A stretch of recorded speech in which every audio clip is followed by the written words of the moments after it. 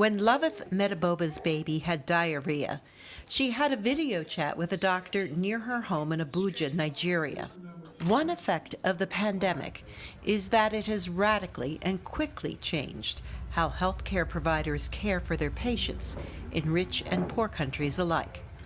Telemedicine is even being used in two remote Himalayan areas of India. Most of the time of the year, these are cut off from the rest of the world because of the heavy snowfall. With telemedicine, patients can connect with specialists in outpatient departments or OPDs and even emergency departments at hospitals in major cities. We have been able to cater to about 3,000 consultations in OPD consultations, and more than 60 tele-emergencies have been stabilized at, at these two locations. In the U.S., telemedicine appointments reduced the risk of further illness for some children by 99%, according to a study by the University of Texas Health Science Center at Houston.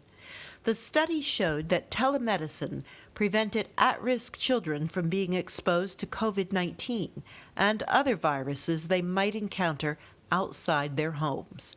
In rural parts of the U.S., people with opioid addictions are often underserved.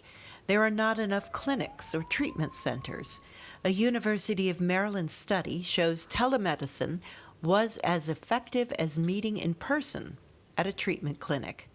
Telemedicine has also provided clinicians with insight they didn't have before the pandemic, especially in treating U.S. troops with mental health issues. One of the benefits I think we've learned and the pandemic has really reinforced is that virtual care or telehealth is an excellent way to engage individuals. And from a rehabilitation perspective, it's so important for providers to be able to see how someone functions in their home or in their community rather than in the clinic or in the hospital. Additionally, telemedicine has proven to get more men to see a doctor. A survey by Cleveland Clinic showed that men are more comfortable with virtual visits than with face-to-face appointments. Many of the issues that men develop with age are intimate in nature and might pertain to sexual or urinary dysfunction. So I think that the virtual visit allows them to feel like it's a little bit more of a private conversation. Virtual visits can stop serious conditions from becoming deadly. Erectile dysfunction can actually be the first sign of cardiovascular disease. Urinary issues can sometimes be the first sign of diabetes or sleep apnea. So even some of these men's health issues that may be more quality of life related, get them checked out. We can often help you get back to normal function and also make sure that there's not anything more serious going on. With telemedicine, patients don't have to take as much time off work.